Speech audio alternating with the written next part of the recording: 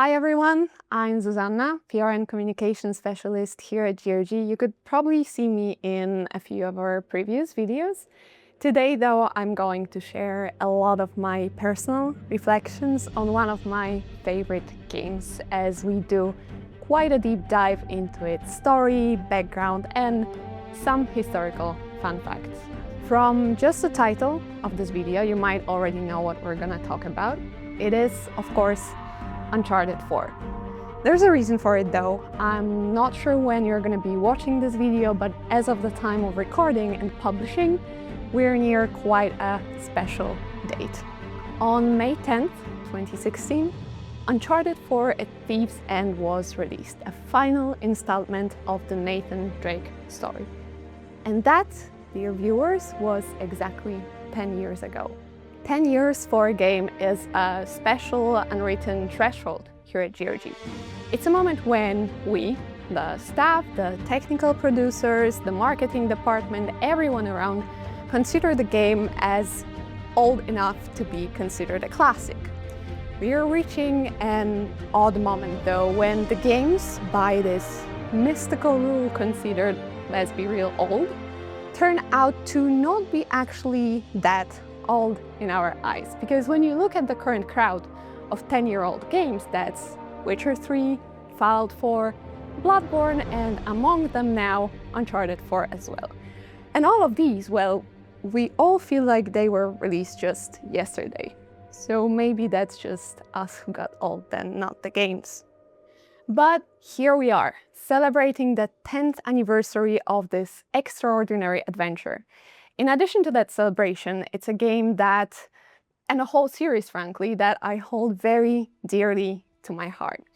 Outside of my gaming career here at GOG, I'm a History and Protection of Cultural Heritage and Historical Monuments graduate. And since I was a child, I've always been fascinated by this classic adventurer trope, the fearless explorer, treasure hunter, unraveling hidden ancient cities. Indiana Jones, Lara Croft, and obviously the undefeated duo of Evelyn and Rick O'Connell. They all shaped my fascination, and at some point this courageous crowd was joined by the one and only Nathan Drake, which makes it even more exciting for me to talk about.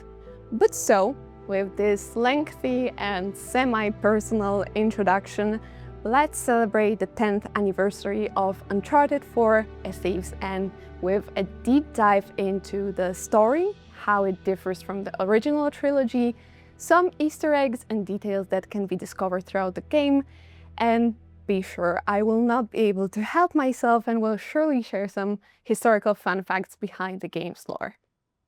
Enjoy, and if you haven't, for some unknown reason, played Uncharted 4 yet, be wary, as this video will contain as many spoilers as I can possibly fit. I am a man of fortune and I must seek my fortune, said by Henry Avery, is a quote that Uncharted 4 A Thief's End greets us with. They are the words spoken by an actual historical figure the game takes inspiration from, Captain Henry Avery, and we can learn that from the Trials of Joseph Dawson, a pamphlet issued in 1696 detailing the trial of some of the members of his crew by the English Admiralty Court. We don't have much time to ponder on the quote, however, as right after the opening screen, the game starts off with an ambiguous prologue that plunges the player into a chaotic cutscene, and as soon as the control over the main character, Nathan, is gained, an absolute mayhem. We're joining him on a boat, cutting through the dark waves in the midst of an intense storm, accompanied by a mysterious man. But of course, as we soon learn, we're not alone in this chaos. This is a pursuit, and Nathan and his companion are very much being shot at. Who would have thought?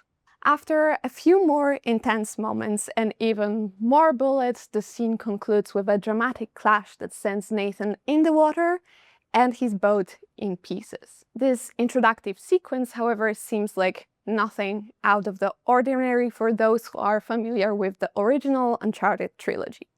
Throughout the first 3 games, Drake's Fortune, Among Thieves, and Drake's Deception, we get to know Nathan as a courageous treasure hunter who, more often than not, gets himself into massive amounts of trouble and is mostly associated with utter destruction of any of the ancient cities and civilization that he has discovered. This context is incredibly important to understand how vastly different Uncharted 4, A Thief's End actually is and how fresh of a take it is on the character's story. But not only, it also differs from a platform standpoint. The original trilogy, remastered and released in 2015 as the Nathan Drake Collection, unfortunately never reached PCs. It's always been a PlayStation exclusive, which made Uncharted 4 the first game of the series to be available on other platforms as well, GOG included. Personally, I still highly recommend playing it with a PlayStation controller on PC. Back to the story though. The picture of Nathan Drake that the original trilogy has painted was clear. An orphan boy with a passion for history and its treasures, smart and capable with an incredible knack for theft. As a teenager, he was met by Victor Sullivan, incredible mustache, by the way, who took him under his wings, became a mentor and father figure, and later on, an important partner in the treasure hunting business. And as Victor's protege, Nate only grew from there to be a well-versed explorer with a noteworthy reputation. But Uncharted 4, A Thief's End in just the first chapter already adds a whole new flavor to the story. Right as Nathan's boat crashes, we're transferred to a whole different world, and as it turns out, it takes place even before he was the witty kid found by Victor on the streets of Cartagena. Chapter 1 shows us an orphanage, dark, run by nuns, and impossibly cruel to a 13-year-old Nate, who is being punished for getting into a fight with his bully. But it's still very much the Nathan we know he will grow into, and it's quickly shown in a sneaking sequence through the orphanage. And then, you guessed it, straight out of the window into the cold Boston night and across the roofs. In a classic Uncharted manner, climbing, jumping, and taking the leaps that a kid like Nate definitely shouldn't be taking. From here, we once again learn something new about our protagonist. As we progress through the roofs across the area, another young boy appears, and it seems that Nathan Drake has an older brother. That's right, this is the moment we get introduced to the second most important character of Uncharted 4, and I must make it known, my personal favorite, Samuel Drake. It's also the first time in the whole series that we learn something substantial about Nate's family, his life before the adventures, before travels, even before Victor, his origins. A kid from Boston surviving through the orphanage and sneaking out to meet with his brother who, as we can immediately tell, cares for him a lot. The brothers go on a stroll together, sightseeing, spending quality family time parkouring around the town, and at last into a surprise that Sam has been keeping for Nate, a borrowed motorcycle that will take them on a little adventure, as you can already imagine, on a quite less legal side. Throughout the game, and more specifically in chapter 16, they really make you wait for it, we learn that this was the night Nate at last joined Sam and escaped the orphanage for good, the beginning of the Drake brothers' entire story. As the boys take off to investigate a mysterious house of what seems to be an experienced treasure hunter, they only have eyes for one item, their mother's journal that Sam was able to track down. Walking around the house, you'll find one of the Easter eggs from another Naughty Dog game, The Last of Us. It's a figurine of a Native American pointing a bow and arrow towards the sky, and it's the same one as a statue in The Last of Us DLC, Left Behind, that serves as a landmark in a deserted mall. It's not the first nor the last wink towards the player, and you'll definitely notice that Naughty Dog loves leaving references to their other games, some more, some less in your face. While exploring, our brothers are at a crucial point confronted by the house owner about their trespassing, but the story at once finally becomes clear. Following the death of their mother, Cassandra, and father giving up his sons to the state, the boys ended up in the orphanage. Cassandra, however, to nobody's surprise, was incredibly passionate about history and archaeology, which is how she befriended Evelyn, the same person confronting Sam and Nate now, the same person owning this house full of treasure, and the same person being in possession of Cassandra's journal. Evelyn shares with the boys that she and their mother were dear friends, colleagues, and shared the same passion, as well as a theory that the legendary Sir Francis Drake, a pivotal figure of Uncharted Drake's fortune, had heirs.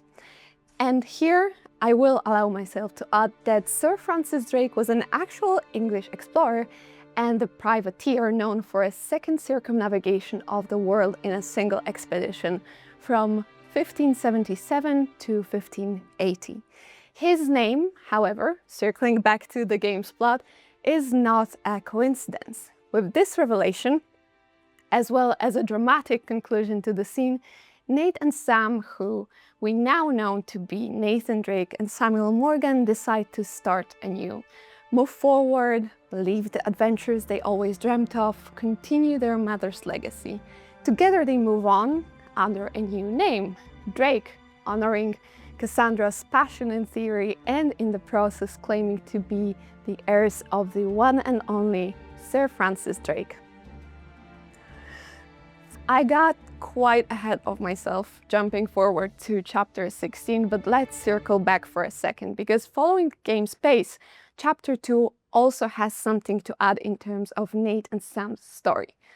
Worry you not though, as much as I would want to, I will not be going through all the chapters in detail. It's just that the beginning of the game is really important in the context of both the original trilogy and the storyline moving forward. If there's a demand though, I'll happily do a 5-hour-long deep dive. In chapter 2, we leave the 13-year-old Nate behind for the sake of his slightly older version, who seems to be participating in a prison fight. Marvelous. We soon learn that we're not alone here. Sam is with us alongside a previously unknown companion, Rafe, and we're in Panama with the chief guard very much on our side. We're on a mission here, accessing ruins of an old prison and tracking down pieces of a puzzle that would lead us to Henry Avery's lost treasure, the man of fortune Avery, same one that was quoted on the starting screen of the game. This is important. Nathan is already a grown man here, relatively young, as we can tell from his features, but he's with Sam. That means that in between meeting Victor, that teenagehood we already got to know, and all his upcoming adventures from the original trilogy, the brothers remained together. Why isn't he ever mentioned then? Why isn't his existence brought more seamlessly into the story? This looks like a plot hole for the longtime fans, like an afterthought and patchy storytelling. It's very confusing in the beginning, but we soon learn why exactly Nathan never speaks of Sam. As you can probably imagine, as soon as the friendly chief guard learns that we're hunting for treasure, he wants the share of profits. And right as he dares to express it, it also turns out that our friend, Rafe, is much more emotional than we would expect him to be. He shoots the guard, of course, because what could go wrong about that?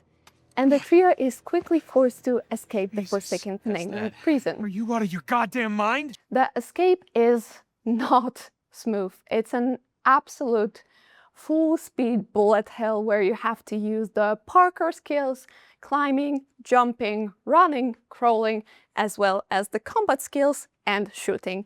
It's hard, it's chaotic, but it works. And you're almost out when Sam gets shot. But he doesn't just get shot, he gets pierced multiple times by a machine gun as Nate holds him by the hand of the ledge of a roof he was supposed to jump on. Sam's body becomes heavy, lifeless, slipping out of Nate's hold, and after he falls down, all that's left is a ringing noise, and Rafe screams to move on, that Sam's gone and that we have to run. And that's, dear viewers, why we never knew Nathan Drake had a brother. The shame, the guilt, and undeniable grief were what kept him silent for years. The loss of his only real family and the strength to keep going, keep exploring as the only heir of Sir Francis Drake. The game, however, doesn't let us express and feel this loss for too long, and what a pity. But together with opening credits accompanied by the absolutely epic soundtrack by Henry Jackman and the third chapter, brings us to yet another setting, and that one seems to be at last the present day. Nathan is underwater, and as we can judge from the comms in his ear, definitely looking for some sort of treasure. Through the interesting diving sequence, we find a huge cargo trailer, a rather modern looking one, that he's been looking for and at last brought above the surface, only to find out that we're in New Orleans. And Nate works as a scuba diver for a completely legit salvage company serving the riverbed.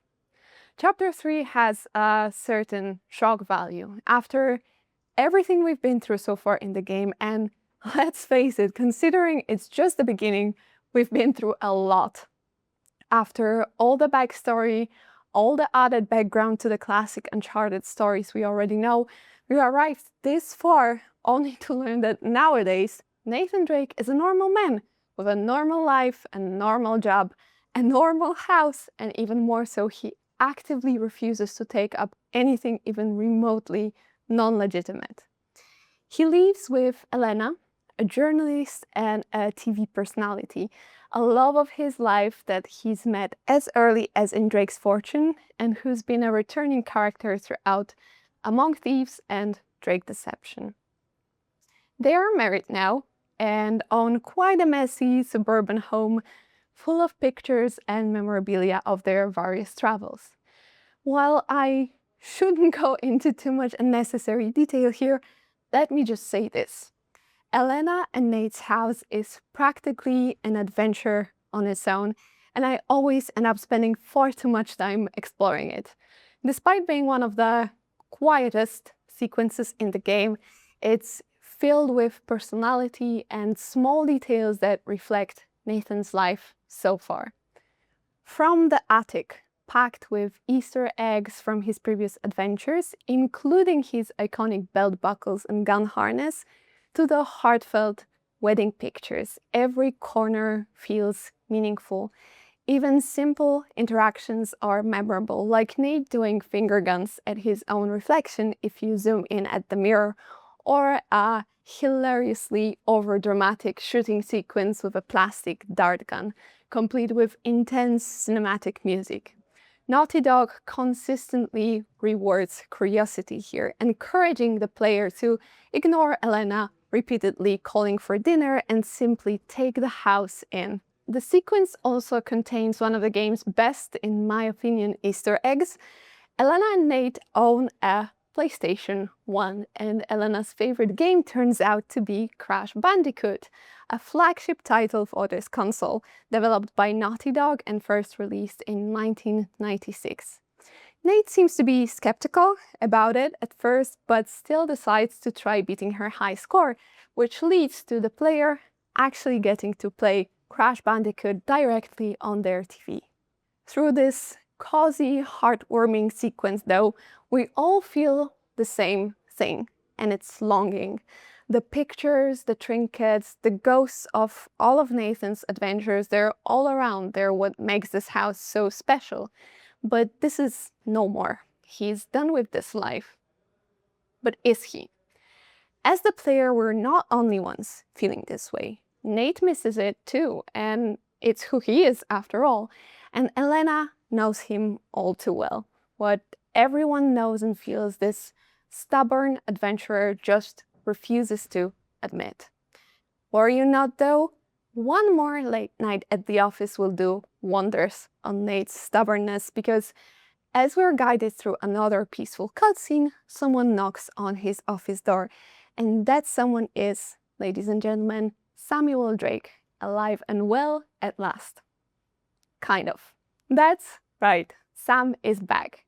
He'll tell Nate the whole story, and we'll learn that he actually survived both the gunshot wounds and the fall, and that once he was captured and healed, he remained a prisoner in Panama. He shared a cell with a drug lord to whom he told all the stories of Avery's treasure, and as you can already imagine, a promise of treasure was what eventually granted him freedom. The clock is ticking though. The drug lord, going by the name of Alcazar by the way, is not a patient man and gently persuaded Sam into getting him the treasure, pronto. No threats were included whatsoever. And that's at last where our adventure begins, the hunt for Captain Henry Avery's treasure, one that Nathan decided to hide from Elena, and one that, as it turns out, our old friend Rafe is still on since the Panama times. The classic Uncharted style journey is finally here, and oh, does it deliver. The story guides us through various marvelous locations: the golden sunny Italy, cold shores of Scotland, the highlands of Madagascar, and through the ocean around it, at which point we catch up to the stormy chaos of the prologue. Each and every place though, trust me, is absolutely stunning. It's truly a beautiful game, and wherever you look could as well be a painting, something I'll never get over, really. We visit all those places, of course, in search of Avery's treasure, following a series of clues that might guide us to it, and ideally do it faster than Rafe. At some point of the story though, Nate and Sam realize that the treasure we're all so eagerly looking for might not be just a treasure, but also information on location of a legendary pirate utopia, Libertalia, and that they find on one of the small islands around Madagascar. Libertalia in itself is based on a semi-real-life concept, a pirate colony that was supposedly founded by Captain James Misson somewhere in the late 17th century. It is unclear for historians whether or not this place actually existed, but the sources of literature that describe it, such as the second tome of a magnificent 1724 book called A General History of the Robberies and Murders of the Most Notorious Pirates, paint the idea clearly. And Utopia, where freedom was the most important value, an anarchist sanctuary where all pirates could dock safely and just live free of any scrutiny. When Nate and Sam make their way to the in-game Libertalia, it is, well, of course, abandoned. We'll travel through various parts of it, from a little town for common folk and its taverns, through gradually rounder houses, partially destroyed properties, and as we go, the history of this place gets unveiled. The first impression, though, is pretty obvious.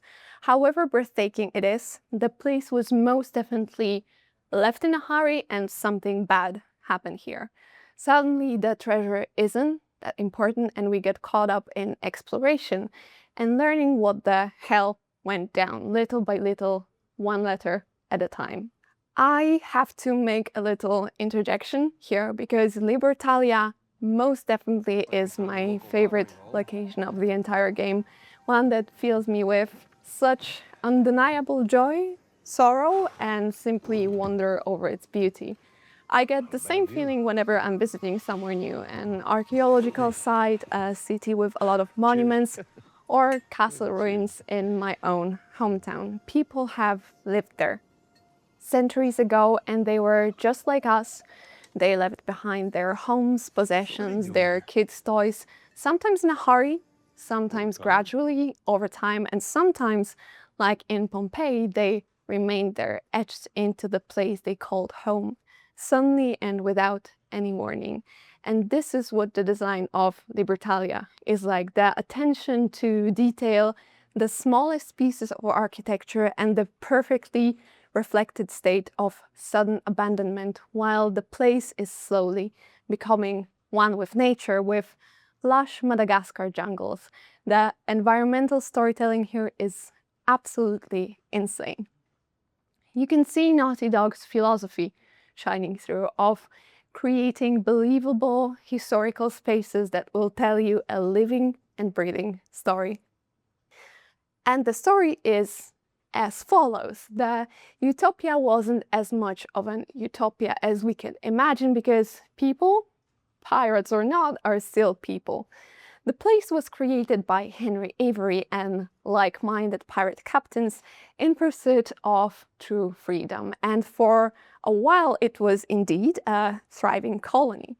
Avery's obsession with riches, though, was the cause of Libertalia's downfall. He and his fellow captains wanted to keep their treasures for themselves and in secret built a second settlement, New Devon, full of astonishing mansions. The colonists, however, were having none of it and rebelled against the founders and stormed their treasury to reclaim what they thought was theirs, only to be met by nothing. The treasure was gone and the entire plot failed, for which they were executed. Silencing the rebellion didn't solve all issues though. With settlers gone, founders soon enough started turning on each other. At last, Henry Avery invited all his comrades to his mansion with an intention to make peace, but you should never trust a pirate, no? Henry and his right hand, Thomas II, poisoned their drinks and all the captains died at one table, with Avery and II joining them soon enough, having killed each other out of both guilt and greed. Together with Avery and II, there were 12 Libertalia founders, and you must know nearly all of them inspired by the real-life pirates, mostly described in both tomes of the previously mentioned General History of the Pirates. Edward England, Christopher Condon, and Bonny, they take honorable places among John Rackham, Charles Vane, Stede Bonnet, or Edward Teach, who's commonly known as the Blackbeard. You know them all from the variety of modern media, TV shows like Black Sails or Our Flag Means Death, films like very well-known Pirates of the Caribbean, or books, screenplays, tales and legends that just keep on growing since the end of the golden age of piracy in the late 1730s. All of these are, of course, pieces of fiction, much like Uncharted 4, A Thief's End, but every tale has an ounce of truth, even if just in the form of Edward Teach's incredibly long beard. They were at some point real people, and while there's many tales that distort our view on their biography, there are records that allow us to glimpse into this incredibly interesting era. Trial records, gazettes, pamphlets, journals. I highly encourage you to take a dive into it. At least have a read of the general history of the pirates, of which full scans are available online for free. It'll make you understand for sure why pirates are such a graceful trope and why we keep going back to it, and why Libertalia, among all things, is such a beautiful place to visit, even if just in the game, and even if abandoned and reclaimed by nature. Whew, what a journey during the conclusion of Uncharted 4. As you can imagine, Nathan does find Avery's treasure at last on a ship that was about to leave Hidden Docks. It happens at the same time as Rafe does too, though. And the game is concluded with a dramatic fight between the Drake brothers and their old friend in a truly pirate style.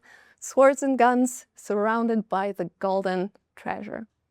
Our protagonists win, and we finally get rid of sleazy little Rafe and get away from this godforsaken island, rescued by no one else but Victor Sullivan and Elena. I could go on and on about the beauty of this game, about how graceful it is in the historical storytelling, about plot twists, absolutely impossible sneaking sequences and high-speed chases, and I'd happily go further into some Easter eggs, like the painting of an unknown captain in the Libertalia treasury. This one, as we can suspect by the looks on the portrait and some hints from the game's producer, leads us to believe that Threepwood left Monkey Island for Libertalia at some point. I could also tell you that I have an achievement, a peaceful resolution that you get for passing the game without a single kill in selected chapters. I could go on, but unfortunately we don't have the 5-hour time frame I would hope for, so I'll leave you with this. The game's epilogue searches forward a bit, showing us again Nathan's family home. But it's different this time. Nate isn't locked up, yearning for adventure, longing. He lives by the beach, and it seems that he and Elena are successful in leading legal archaeological expeditions.